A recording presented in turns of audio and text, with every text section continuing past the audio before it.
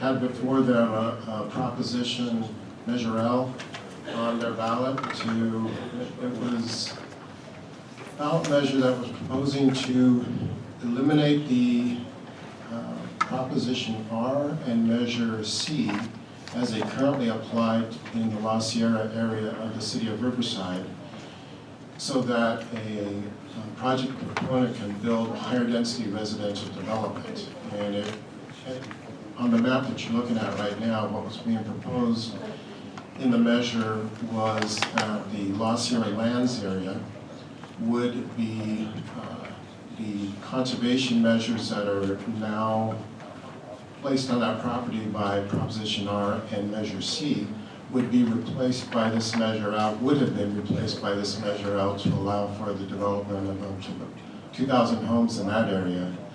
And currently, with those two restrictions in the city of Riverside, in that area, the number of homes that can be built is 152. So it would have gone from 152 up to almost 2,000 homes.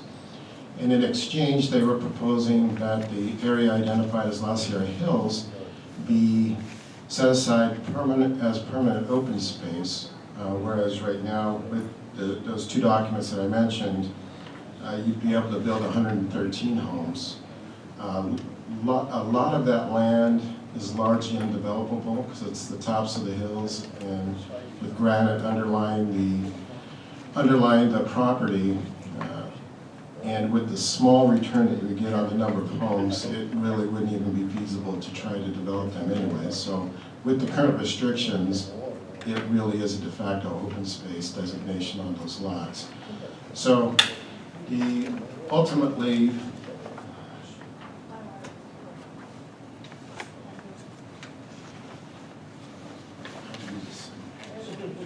works for everybody but me.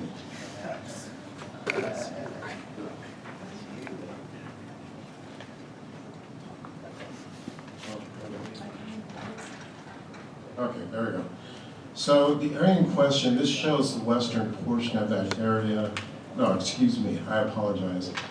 What the council asked for was a comparison to show how the properties that were affected by the proposed Measure L, which was defeated, and how that is related to the current city boundaries for the city of Riverside and the city of Norco.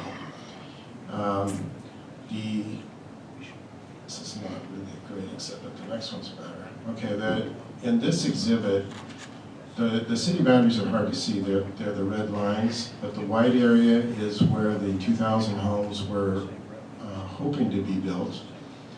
And then the kind of the off-white area to the south of that, across Arlington, was half of the La Sierra Hills that were being proposed as permanent open space. The area that's outlined in that light blue up to the top of the exhibit, top middle of the exhibit, that's actually area that is not within any city limits, and it's not within the sphere of influence of any of the adjoining cities. What the sphere of influence is, it's an area that's adopted and approved by the local agency formation commission, and it identifies the areas adjacent to cities where they can ultimately annex property to expand their boundaries. So this area that's outlined in blue, and it actually goes further, my computer capacity on the screen died, so I cut it off halfway, but that blue area actually goes all the way eastward, parallel with the end of the white area. So that whole area north of the white area is actually not in any sphere of influence for any city. So it could be annexed to any of the adjoining cities, Riverside, Norco, or Harupa Valley to the north.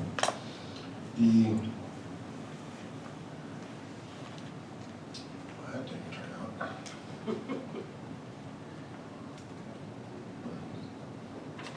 Okay, well, the exhibit I needed up there is not up there.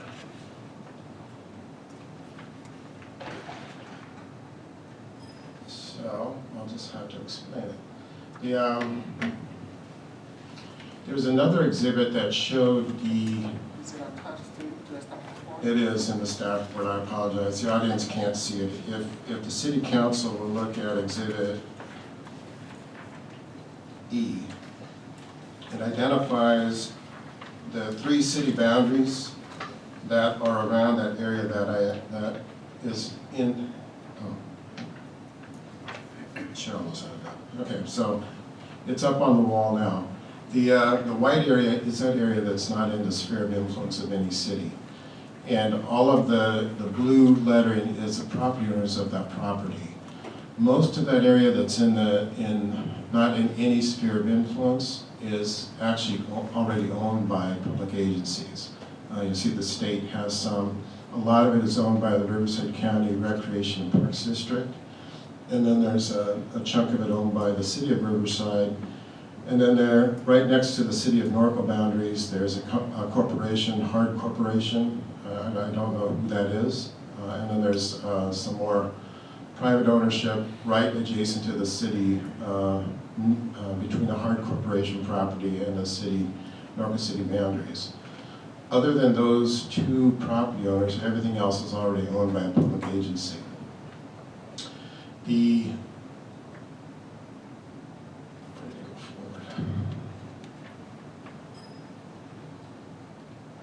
Well, it doesn't show very well, but the properties that were affected by Measure L, and it shows in the aerial in your staff report as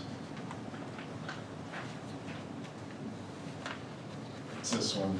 That doesn't show very well, but basically the Measure L properties were all within the city of Riverside limits, and the area that is identified as within not being affected, or within the area that is not within the sphere of influence of any city, Measure L would not have affected those properties. There is rumblings and rumors that they're trying to resurrect some new version of Measure L that might or might not come before Riverside City or the Riverside City voters. And as the mayor indicated, there was a grassroots meeting a week ago that we attended. They are mobilizing now to mount some opposition to what may be coming down the pike. And so the city council asked that we give a presentation tonight about the areas in question, which would still be in play if a new proposal comes forward, the same properties, and how those relate to the city boundaries for Norco and Riverside and Lupa Valley. And on this exhibit, all of the Measure L properties were within that green city limit boundary for the city of Riverside.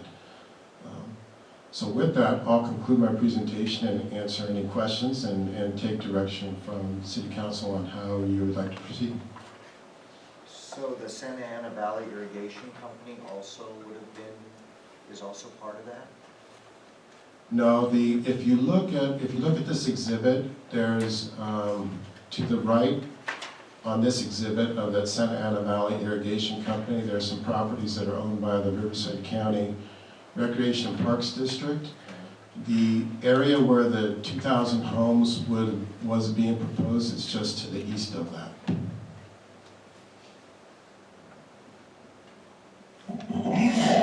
So a little background on this, as I don't know how many people know, but the council was actually very involved in Measure L.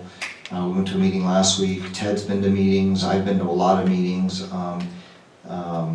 Greg has been really on top of trying to get the improvements to North Avenue extended. Berwin and I talk all the time about this. Robin, we talked a little bit, but I can't really talk to you.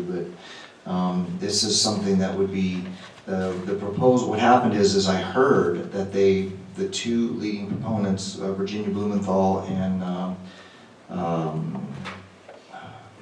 Lord Dinsmore, they were the 2 leading lights against Measure L, and we fought really hard, and I worked really closely with them, took all their photographs, everything. And within a week of a real David and Goliath victory, they changed sides. And nobody knew it. And then somebody called me up and said, "Are you part of this?" And I said, "Part of what?" So I found out, got rumblings of it, and they were going to unleash this in December. And what I did was I got Bill Wolkman, who was a former planner for the city of Riverside and our historic resource officer, and Glenn Hedges, and we went over there, and it was really shocking. And their plan is to do 750 homes with, once again, the claim they're going to save the hills. Well, the hills cannot be built on financially. And and I've even talked to council people over there, it's kind of a mixed bag. But 700, I don't think we can mitigate on 2-lane roads 750 homes. It will literally destroy the equestrian area on that side. So what I was hoping from council is that we could get some authorization, maybe send a letter to their council or whatever means, and I'm hoping for a 5-0 vote that we say, you know, we uphold Measure R. Measure R is what keeps this in place, and sort of a bit of history is Measure R was the first one that was passed. It's been, and then what happened is that the voters felt that the city council of Riverside was not properly enforcing or doing what they're supposed to do under Measure R, so they brought in Measure C, that the voters are ensured that you have to go for the voters to change anything in Measure R. Measure R isn't just this area, it's green belts all over the city of Riverside.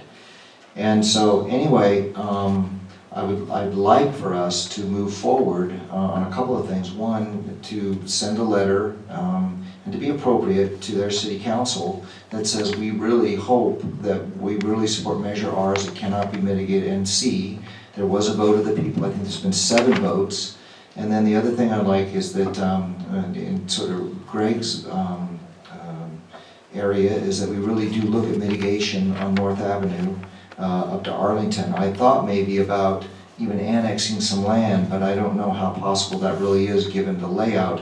What's really frustrating is that in Riverside, they've got different maps. We have the most accurate map I've seen so far. So the ladies that are pushing this didn't even know really where the property was.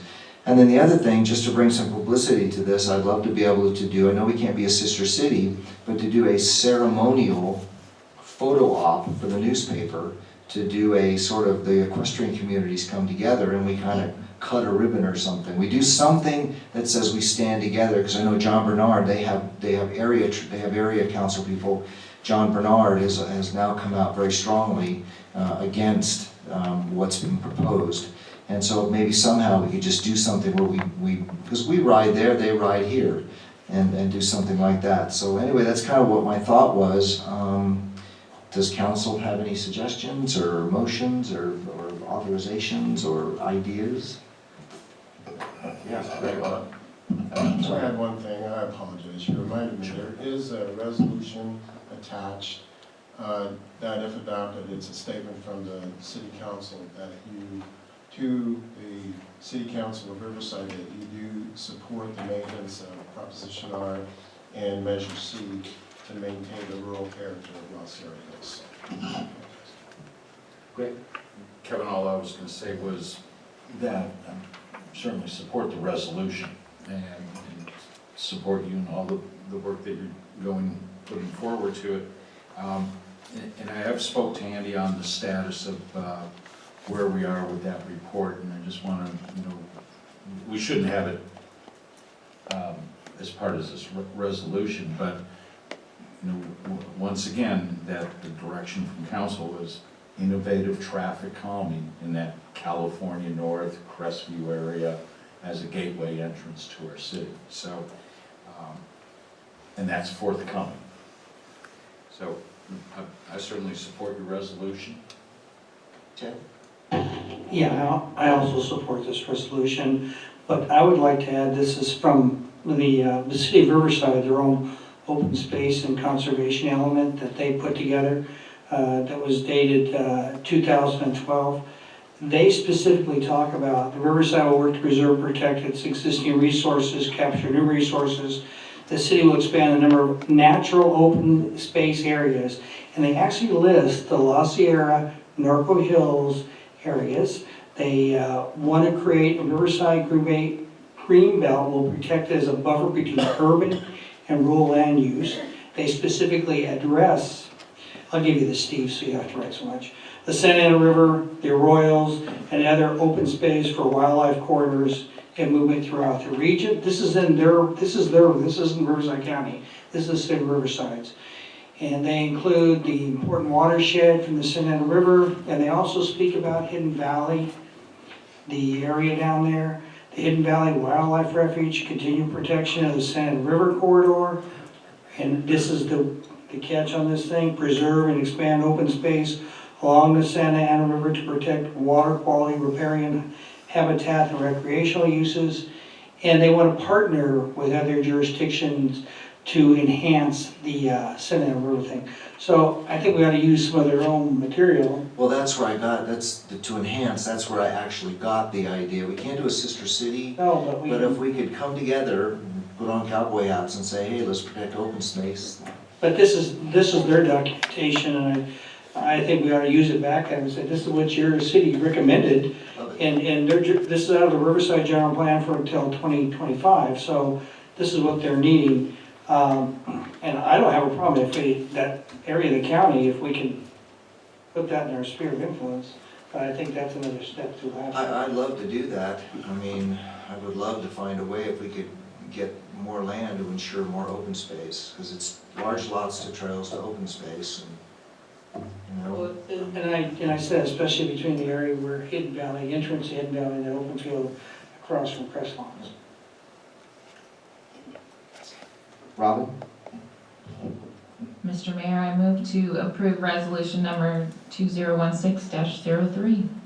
Go ahead, second. Any discussion?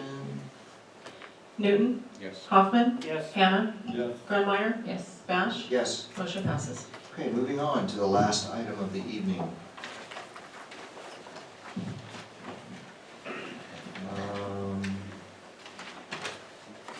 Oh, 5D. Alternative funding options for continuation of the Preston Trail fencing. Andy, or no, yes, Andy, Brian. Thank you, Mr. Mayor, members of the council and audience. The council at one of its last meetings in December had asked staff to bring back some recommendations for what estimated costs would be to expand what we currently have installed in regards to the new PVC vinyl fencing and what is called the Bluff Peninsula area. Exhibit A identifies that southwest corridor of the community. In that particular area, staff did take a look at that and actually identify the actual linear footage that it would take to finish off that particular grid. Now, in looking at that, if you take a look at the map, the red would represent those areas of trail fencing that would need to be added. The black is existing new vinyl trail fencing that we've just added to that particular area. That project is coming to an end, and we are in our punch list process on that particular section of the black lines that are on the drawing there. There's about 7,100 linear feet identified in the red dots that would need to take place to finish this particular grid with the white vinyl PVC fencing, and I know we've had testimony from residents regarding it would be really nice if we could finish that. Based on the actual existing contract linear cost, it would cost about $85,200 to actually finish that particular segment, the trail fencing. Also the removal of the old fencing, just to make sure we added all the cost in there. Based on our removal costs from our last bid, I've identified that also, which runs about $4.50 a linear foot. And so there'd be an additional $31,000 for a total of $117,750 to complete that whole section or grid with the white vinyl PVC fencing, and that would be if we had the contractor remove it. I do talk about other options in there, and that in the past we have used our CDF crews to help us with removal. That is another option there. There is a fee per day for us of that. in which we would contract with them, and we would use it. The problem with that is that it's not always when we want it, it's when they're available. Basically, this would give you a kind of a glimpse of what we would need to do. Based on the particular financial impacts that we have, our internal improvement fund, which is the 143 fund, had an estimated fund balance of $273,000 at the beginning of the fiscal year. Of that total, $197,000 has been dedicated to specific projects, which includes the existing vinyl fencing project that we did here. Now remember, the first project was also various trails. So it was this particular section here, or grid, as well as some sections over off of 3rd Street and Reservoir where we added additional trail fencing. So with that, the bottom line is with the existing specific projects that we have, there isn't enough money in the trail fund to fund this. So the city council would have to look at another option for that to fund that particular project. So if the council wishes us to do this, then we would come back to the council with a recommendation and also identify funding in which we would pay for this additional section or grid. I'll conclude and answer any questions you have. Berwin? Robin? I had one, at the end of the report, it talks about if the council decides to fund the additional fence, and it gives us 3 options, including defunding, and then use of funds collected from property owners that have been determined as non-refundable. Can you tell me what that is, please? Yeah, this was an actual item that the council had talked about. We have specific projects in the city where we've done deposits were made for public improvements. Outside of what we have to pay for those public improvements, some of those deposits are remaining. There was a discussion, and I think actually Councilman Newton brought it up, with these particular deposits, could they be reused for other type of projects? The answer is yes, they could, based on council's direction, and that would be something we would bring back to the council if you choose to move forward with that.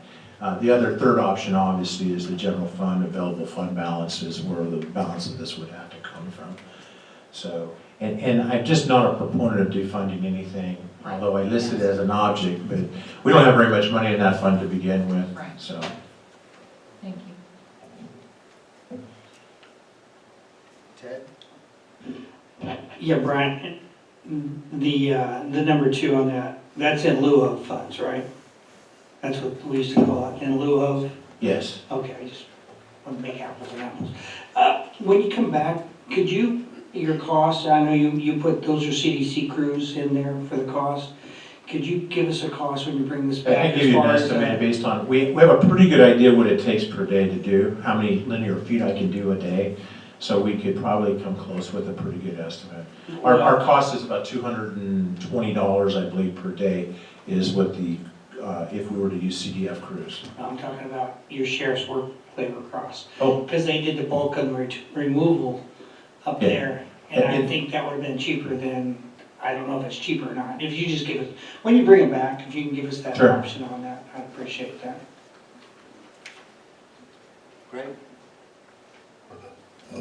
Thanks. Okay, Brian, so looking at an estimated project total of $117,000 using an outside contractor for removals. That's correct. So would you think it would be a fair number to say that out of your removals, we could probably reduce that about $20,000 by using the sheriff's crews or the prison's crews or the fire crews? More like probably less than $10,000. So So if 20, to do- you're good with 20,000? Oh, yeah. Okay. So we're probably looking at about a $100,000 project. If not less. Yeah. Okay. So I do agree with you on, I don't think it would be wise to defund any small amount of money we have for trail projects. So here's my issue with the cash in lieu fund that we have for public improvement deposits. Not completely audited, but we have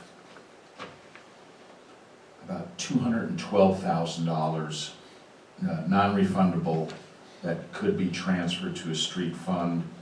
And there's a $8,400 item that Gina's researching on this, right? This one. So my dilemma is this, that we take these cash in lieu fees, and on one side I want to say, yeah, we could use that for street fund, improve trails, trail fencing, whatever. And on the other side, it's like, if my name was here, and it was like, okay, Newton, you gave $5,000 for future curb and gutter, I'd say, put in my curb and gutter. I don't care about that trail fencing. And that's kind of where I am with it. What's kind of a law here, John? I mean, we took those funds, I mean, I'm fine with spending it, but we took those funds for street improvements, curb, gutter, whatever. Can I bring trail fencing into that? And you aren't gonna get much of an answer from me tonight because I haven't had this discussion. So I don't know the source of the contribution, whether park and lieu funds, whether, No, these are, for street improvements. Public improvement funds, cash in lieu. Maybe Andy can elaborate on it. There was an account set up for these deposits, John, for curb gutter and that type of thing. Those improvements went in, but those deposits still remain. Here, I'll give you a good so, example. let me ask a question. The improvements were made on whose dime? Well, in some, Was there a deposit made and then we did the improvements and then? yes. Yeah, there might be some of those, but most of it, I suspect, because we have, as a city, have not actually gotten to doing the improvements, meaning we're not going to do the minor improvements that were required to be done until we do the entire streets or the entire segment. We're not going to just go do these minor improvements one at a time. That's the source of most of those funds, is that the city has not actually done the project, the bigger project that would necessitate the application of these deposits. I think that's a tough one. Yeah, and that's what- Again, I have to look at the deposit agreements, so that's why I'm not giving you a Yeah. dead bang answer. But if the deposit was for some specific improvements, we gotta make the improvements or give the money back or hold on to it until we get around to doing the improvements. In some cases, the improvements were made and the deposit's still sitting there. If the improvements were made and the deposit there, then the deposit is ours. But again, That's not consistently the way it is. There's two categories. There's non-refundable and then there's refundable when work is complete. Okay, I think the real answer That's is on a $119,000. case-by-case basis. refundable when work is completed, that's $119,000. Yeah, one of it is a very big amount for The 80,000. non-refundable will transfer to street fund is $212,000. The example I wanted to cite was that when we did 3rd Street, okay, that repavement project, years ago on planning, there was a lot split, and we took cash in lieu fees, all right? And it was, like here's one, $11,500, okay, for future 3rd Street improvements. So the way I understand it is 3rd Street gets done, $11,000 needs to come out of this account and be transferred over to wherever we see. Yeah, those I don't have any problem with. The ones I have a problem with are the deposit and the improvement hasn't been made. Well, since these go back to 1954, 64, I mean, 2002, 2003. That's the ones I saw. Yeah. So, are we ever gonna do them? I don't know. So, that's kind of my, Well, that's what I'm saying, case by case My basis, dilemma. if there are, at least there's some argument if it was, notwithstanding the fact that we use the word non-refundable, if it turns out to be an improvement that the city isn't planning on ever making, we gotta start looking at giving the money back. find a way to transfer to the trail fund. I mean, I think, I wanna say, yeah, we can take the money to, be nice to finish a project, finish an entire area of the town and be done, be Well, done. and if we have $200,000+ worth of non-refundable. Right. Can we take 100 out? Yeah, I was gonna say, at least from what I've heard tonight, arguably, half of that probably is okay under any circumstances, so, because the improvement's been made, so we can take the half of it that the improvements have been made as opposed to leave those that potentially the improvements are gonna be made, or at least look at them on a case-by-case basis. Yeah, if this is a direction that city council wants to go, we'll be bringing to you on your second meeting in February, the mid-year budget revisions. We can have finance staff as well as public works staff clearly identify which ones where the improvements have been made, and therefore the funds could actually, does belong to the city, versus those where the improvements have not been made because we as a city have not gotten to doing those improvements, and perhaps those we should continue to hold on deposit. Yeah. And in that way, we can then isolate how much is really available for. And there may be some of these funds that needed to be transferred out, i.e., say, Third Street. Yes. Those improvements, because we did take cash. Kind of see where we're at. If there's a moral and legal way, and this is sketchy for you, John, that I'd be fine with it coming out of this cash and loot now, because we never use it. Well, again, if there are improvements have been made, that's what, at the time that the deposit was made, that was kind of the deal, was kind of, look, we're not gonna make you put them in right now, so in lieu of, for that part of the deal, where you don't have to spend money back in 2002, you're gonna give us some cash, and we're gonna do them. And assuming that we did them, then we're good. If we didn't do them, but plan to do them in the future, it needs to stay in the account. If we didn't do them and we've decided, you know, we're abandoning the street and we're never gonna do them, which I doubt applies into these circumstances, then we need to take a look at where we stand with that. Gina, can you make sense of all of this? I know there's a lot of history there, and there's significant amount of research in some instances that it's gonna take some time, but you're aware of that. It is somewhere in other cities, I have to say. Yeah. This is an area that, it's several different sides need to talk to each other as we do construction, move funds over, and the priority is completing a project. So now we're looking at cleaning it up and moving forward with possibly a different way of handling this. But it doesn't have to No be. cash in lieu, that's always been my No, position. I think one of the things that was discussed, this came up, I think, in our budget workshops, could this money be used in this way? And I think the discussion would be having it bonded or something like that instead, so. Yeah, I mean, the difficulty is that a lot of unfortunate experiences, like, for example, with bonds, that at some point, the bond expires. I mean, it's not like Right. free money.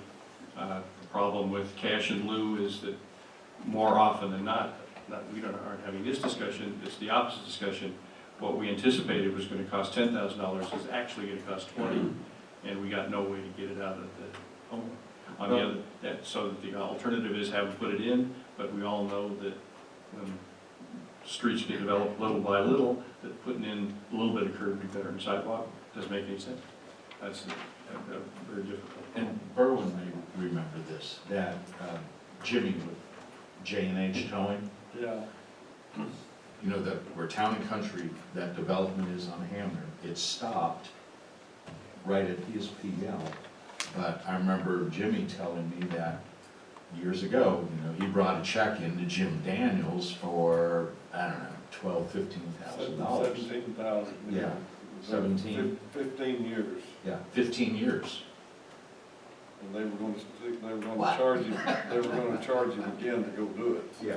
So whatever that improvement would be, the 15,000 is gonna never cover it. It's would be 3 times as much today. That's But, the problem. yeah, 15 years ago, right? Okay, so where are we at right now? Do we have a direction from council? Do we have, I think, Mr. Mayor, is the direction is, if the council, the big one is that we've got 7,100 linear feet of trail to fencing to add to this grid if you want to complete this section of town.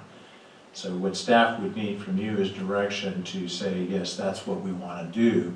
Then we would bring those funding options back to you at our mid-year budget process the second meeting in February. This is going to have to be bid anyway based on the dollar amount. So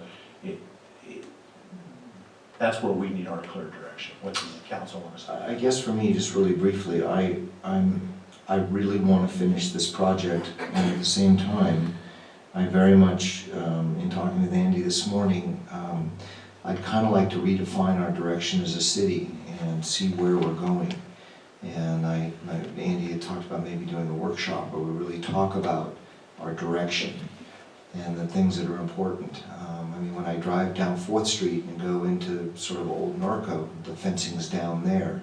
Doesn't mean I don't want to fund this, but I feel like I don't want to patchwork things, even though I want to fund this. But I'm just concerned that I think with the new seated council, I think that, from my opinion, we need to have kind of a direction, and it's just but I'm willing, does anybody want to make a motion on this? Mayor, excuse, Comment. I just want to let you know I have 2 cards on this item. Yeah, you're right, I'm sorry, forgive me.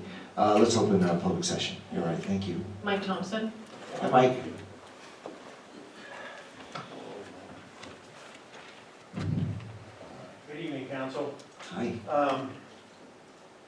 It says you're discussing mainly the funding, and I was going to speak about the project itself. And that within this last week, there's been a couple of issues that have arisen on the installation of the new vinyl fencing. And I'd like to suggest it on this project, particular on the peninsula, that maybe send this back to Streets and Trails for a little fine tuning on our city standards, on our city fence standards, as we replace the existing wood with the vinyl. And I think some of the things I've witnessed here in this last week, that it might make some financial changes to the good. What if we could get some of this, couple of little odds and ends fine-tuned on the switch. So that's what I wanted to. Thank you, Mike. Yeah. Thanks. I have a card with a resident, so I'm not sure who submitted that. We know who he is. Good evening, council. Last year, Congress passed a bill and the president signed it, and I made a note here. But it's the Recreational Trails Program Reauthorization. Now, the American Horse Council pushed this and it passed. I don't know if anyone here is a member of the council, but for the next 5 years, they've authorized $85 million annually for trails. And I think it would behoove us not to contact our contacts in DC, see if there's any money left over, how do we apply for it, and can we get some? Because 85 million is a lot more than we need, and it's for recreational trails. And we have recreational trails, so let's not let money get left on the table. Let's use all our resources in Washington, because it's available, it's passed, we need to apply for it. And I like to speak to anyone about it, but we need to take some action because we have a budget crisis right now. And the answer is out to let's take some action. Thank you.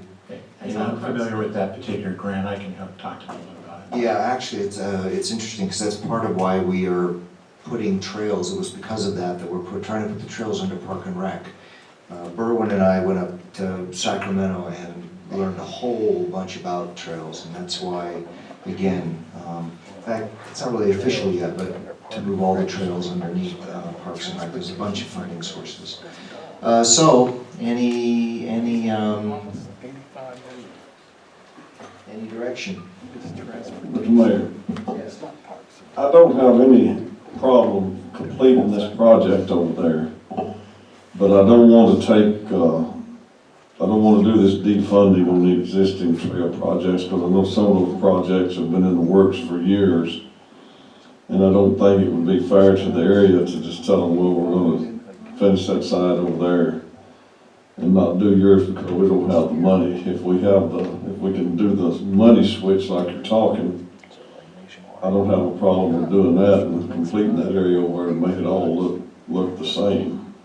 So do you want to find out how much money we're actually talking about in that one fund? How long will that take you, Gina, to do that? $212,000, fairly confident, but that was done prior to my arrival, the research on that. I like to look at that specifically and go through each one. I think by mid-year, definitely, we can bring this back with the detail on the 212. And then the question that John says, we would be able to, let's identify which ones have been done out of that 200. Yeah, that's what I mean. So maybe, how do you feel about that, Andy? If we just bring it back, let them get our numbers for us so we're solid, we don't defund anything, we just move this to the next meeting. Is anybody good with that, or do you want to? I'd like to see us move concurrently. I think the consensus possibly is that we want to finish that fence installation in the peninsula area. Let Brian start moving forward with it as far as, is that bid through Public Works or Parks and Rec? Well, you guys figure it out. But why don't we go ahead and get the job bid? All right, so we move, And- does that work for you? Yeah, because So is that a motion? I'll make a motion. I'm tired of being a city of unfinished projects. Oh, I get it. I mean, You had to take that shot. yes, I did. I had the floor. I tell you it right there. You want to make the motion there? Okay, well, I'll make a motion, but I'm like Berwin. I don't want to defund any projects. And I want to make this thing go along. And if legal can come up with, we make sure we don't take away funds from those in cash in lieu projects we need to, and Gina worked that out. We get it in mid-February, 1st of March, and let her go. Let's get it done. So I make a motion that we accept to proceed on this. Recommendation that we complete the project, the PVC fencing up there, and bring it back to council for approval. March, Andy, 1st of March, it'd be fine. The bidding process is 60 days.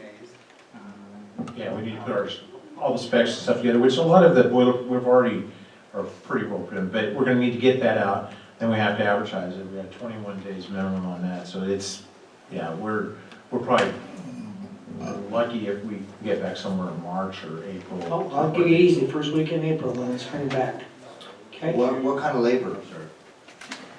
Well, we would bring that breakout. I think the suggestion from Councilman Hoffman would be to show you how much we would estimate would be labor on this other side if you don't go with the removal.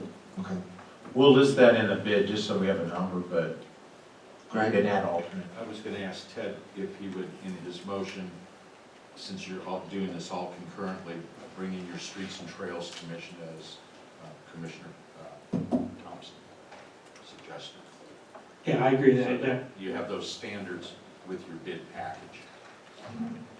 So, Good idea. okay. So do I have a second? Second.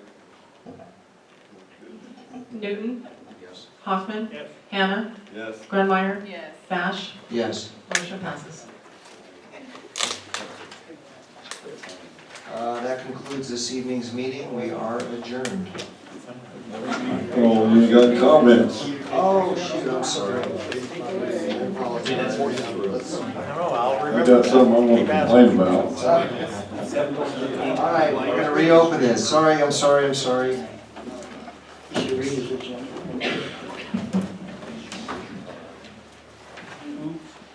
Go ahead, Berwin. Yeah, I'd like to, maybe bring this up to agendize this subject.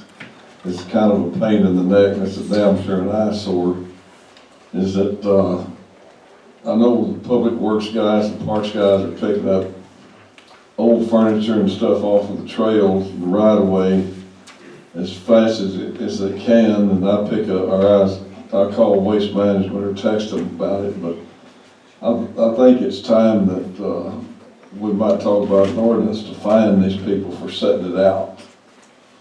And if Newton sets it in front of Harper's house, Harper's the one that gets the fine, but somebody, and that's what happens, because my neighbors, and they're older than you and I are, John, the other morning they woke up with a bucket seat out of an old Corvette out in their front yard, and we couldn't move it. Terry had to send somebody over to pick it up.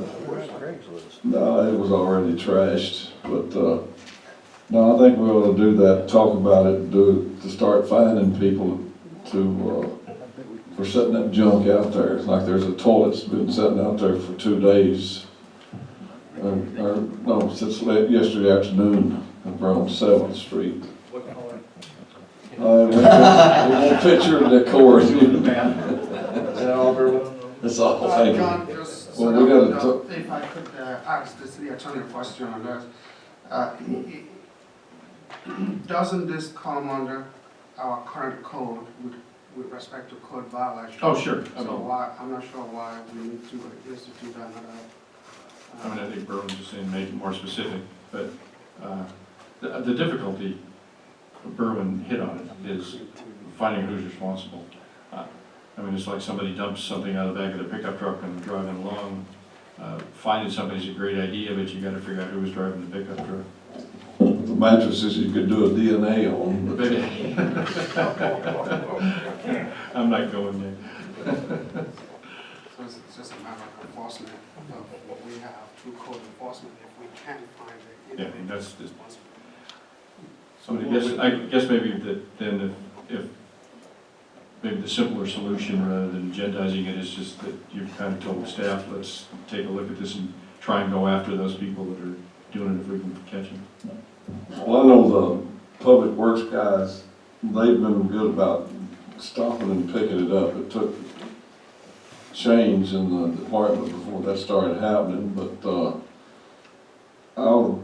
I carry a little book and I'll write down the address where this stuff is, and then I'll send Waste Management a text, and in the meantime, it gets picked up in a couple of days, but it's just irritating.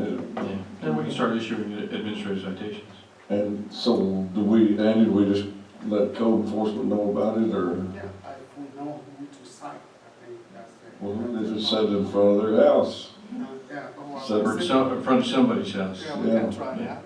Yeah. And then it'll start a neighborhood war, but it might stop. Robin? Well, I would like to share that we had a group of 14 students and one advisor come from Illinois to visit Norco Thursday through Monday. And they went up to the Veterans Memorial. Kevin was there to give them a history lesson, and it actually made the top 3 places that the students liked the most. I know, I was shocked as well. Not in a disrespectful way, sorry. Number 1 was in and out. Yeah, no, actually they didn't like that either, but San Diego and a winery tour that we took was incredibly informative, but they did enjoy their time here. And on another good note, the Hampton in Norco was sold out, so they actually ended up having to stay in Riverside. So we were a little disappointed, but that's good for Norco that we were sold out and didn't have room for them. But they enjoyed their time here and really appreciated the town and the uniqueness of where we are at. Ted? Brian, kudos to Keith Price and John Sterling. for working on the arenas and rehabbing those on there. I knew they came in, Pacer Park, Ted Brooks, Ridge Ranch, and the Basin. Excellent job they did on that Monday, doing it together. Because I know the residents, and so please relay that message to them for doing that. And also, and I don't know if Javier works for you, but I want to thank Javier Rodriguez, Code Enforcement Officer. He works for, that's, no wonder he's working there, all right. For addressing that trail hazard that was on Shadow Canyon. It's been there for Good job. over a year and a half, almost 2 years, so good for him. Thank you for us. Greg? Thank you. Andy, would you, I know we're getting close, but could you just give council just a little note on the traffic calming to California North, the traffic report at 6th and Hamner and Hamner Hidden Valley? When we should be getting that pretty finalized here pretty soon, right? We've actually received the engineering reports for the above. I didn't get a chance to follow up with Dominic, but the one was on California North and Crestview. That was the one he was pending waiting on. Oh, right. One of the suggestions and Andy had is that we come back to the council with a study session on these traffic studies. I think that's a good recommendation. And then that way they can present to them with the innovative traffic calming recommendations from the city. And gateway entrance. Kevin, you had mentioned through Andy about possibly having a workshop, direction with council and things like this, and I'll throw this out there. The difficulty we just went through with, trying to find funding for trail improvements, fencing, whatever. Could it be possible to have a discussion on looking at a citywide LMD where we don't have LMDs at this time? That the funding is going to be difficult at best forever. We can have the discussion. The difficulty is that the law has changed since the LMDs were originally formed. The courts have more strictly defined what a benefit assessment is as opposed to a general assessment. And many of the things, maybe most of the things that we would like to put in it probably don't qualify. And I mean, I understand it would have to be a referendum. I get that, but it's, I just kind of see this as the ongoing difficulty to finance our trails and our fencing. Yeah, I mean, is it probably good to talk about different tax and benefit assessment and I mean, citywide mellow roofs, for example, is probably the simplest legal way, but it requires 2/3 vote. But a discussion, that's, when you incorporate that whole little workshop. Well, it's interesting because, that's part of why Berwin and I learned, we've been very aware of the federal program for a long, long, long time. And we're just trying to position ourselves to get those kind of funds to us. But I think it's worth the discussion. I think it's something we need to include in our... And maybe another solution will come out of it, but I guess start the conversation somewhere. And then my last one was, I guess, to ask Ted, we've had some discussions on what's going on in LMD4 and about the fencing and installations and things like that. So, are you going to mention anything about it? It's your idea. So. Put it on the agenda. Yeah, we can put it on the agenda. I thought it was just that. You wanted Brian to meet with the residents. I think if anything, if he just has, I think that's our residents issue. Regarding the fence. Personally, they're paying for it, so they should be the ones making the decision, not this council. As a resident up there, who lives up there, I'd rather see it, the decision made up there regarding the fencing be left. I'm sorry, be changed or?